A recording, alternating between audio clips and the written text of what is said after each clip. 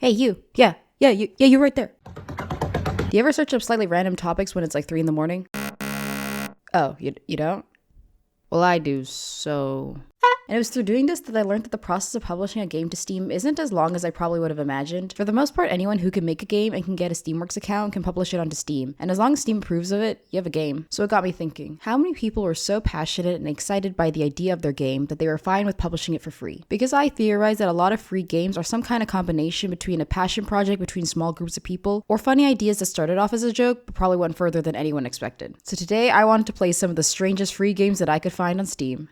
So the first game that we're starting off with is Bean. I picked this game because I thought it was funny to name a game so simply, and also because the title image is this. I feel like I'm interrupting a private moment between blue and yellow over here, with green plotting to involve blue in some kind of heinous accident to replace them in yellow's life.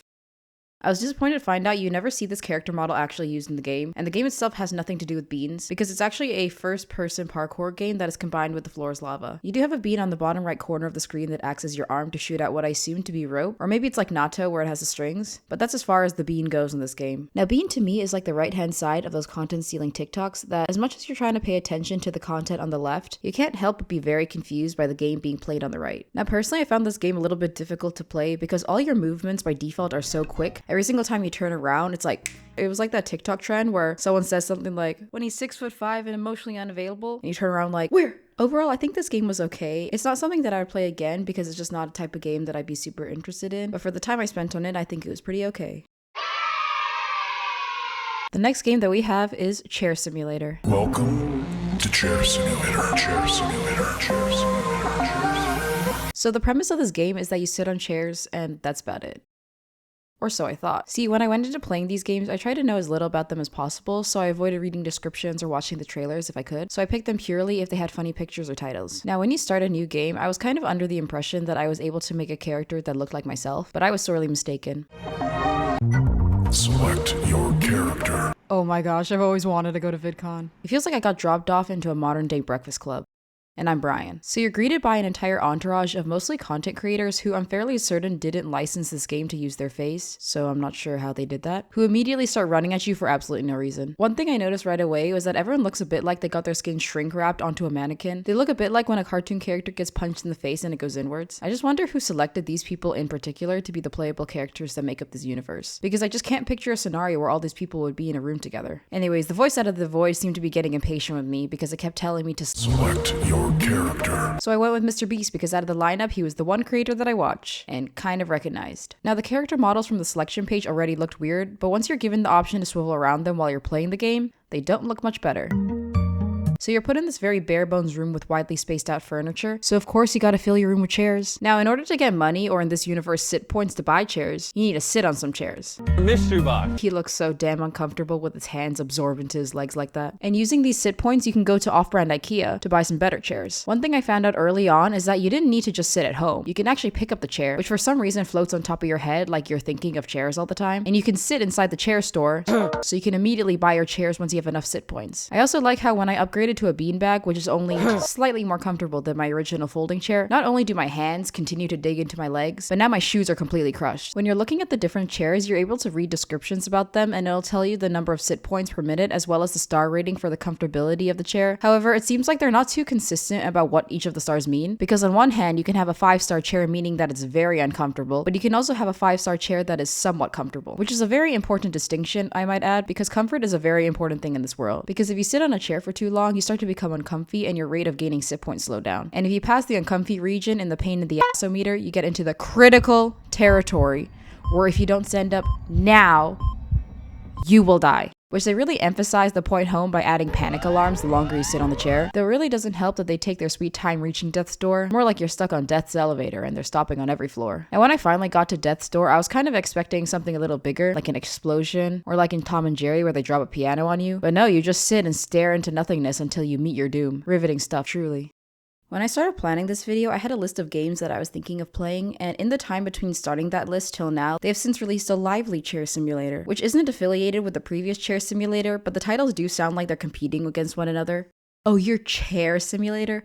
Well, I'm lively chair simulator, so... Lively chair simulator is basically like QWOP, but it's in 3D. and you're a chair. It took me some time to figure out which letter controlled which leg, so for a little bit my chair was just prancing around the platform but not actually going anywhere. And even though the game itself is pretty simple, it was probably my second favorite game that I played because it felt like the chair itself had some kind of personality. It's like owning a pet but with less allergies. It would stomp around, fall over, kick itself to get back up again, do a little dance every now and then. He was just an endearing little guy. And every now and then when he got stuck in corners, it looked like he was having a temper tantrum. It's like when giraffes are born and they start walking for the first time and they're pretty clumsy about it. He also fell off the side of this floating platform a lot, but I think that's more of my skill issue more than anything. 10 out of 10 game. Life on a Pizza is another one of the games that I picked because I thought the premise was funny. When you press play, you can pick the mode that you want to play in depending on what type of stress you would like to be put under. So do you want to be terrified of jaws or maybe bullied by ants? Then after they give you a page where there's 8 colored blocks, which I don't know what they were for. Maybe they're just asking me what my favorite color was. I'm also not sure if it was my game file specifically or it was just programmed kind of weird, but for every cube I would hover over, my screen would vibrate, and I was also only able to select the bottom 4 cubes, so I went with purple. Afterwards, you can pick what pizza topping you want to be. So you can be a carrot, a pepper, a broccoli, or a piece of pineapple. So I picked the carrot, everyone's favorite pizza topping. Oh, so I was picking the color of the pizza. Got it. Why was purple an option? So in this game, Grandpa's denters seem to have taken a life of their own and are now chomping down on this alien pizza. So your job as a microscopic pizza topping, might I add, is to avoid jaws and ants that try to Mufasa you off the side of the pizza. But be careful because you can also just walk off the edge of the pizza without anyone's influence and end the game that way, kind of like I did. I also tried the competitive survival mode thinking that I could probably go up against a computer and do a 1v1, but I didn't realize that the other competitors actually had to be a real person that was sitting right next to you. Oh no! So Toribash is the last weird game that I played, and I actually haven't heard about it before, but it's been around since about 2006. I picked it because it really emphasized that if you had any kind of grievance towards someone, you can take it out on them in this game. Your ex did you dirty? Defeat your opponents! Your teacher gave you a bad grade on the exam? Crush your opponents! Complete control! Some guy just kicked your dog? Full body dismemberment! I was hooked. So you start off with a sensei telling you the importance of learning how to fight, and you respond back with, well, how am I supposed to learn how to fight from someone who can barely walk on his own? To which he absolutely flames you by saying, well, I wasn't always this old. There was a time when I was young and stupid just like you.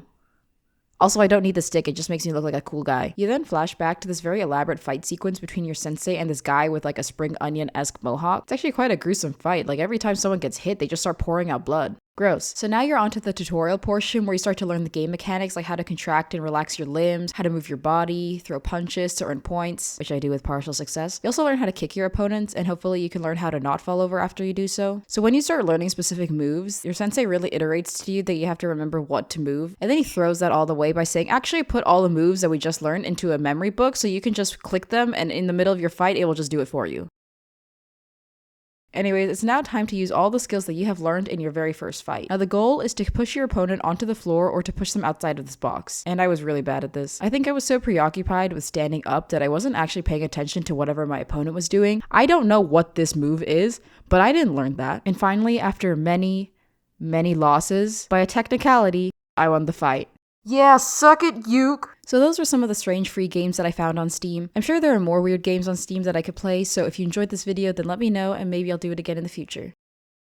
Okay, bye.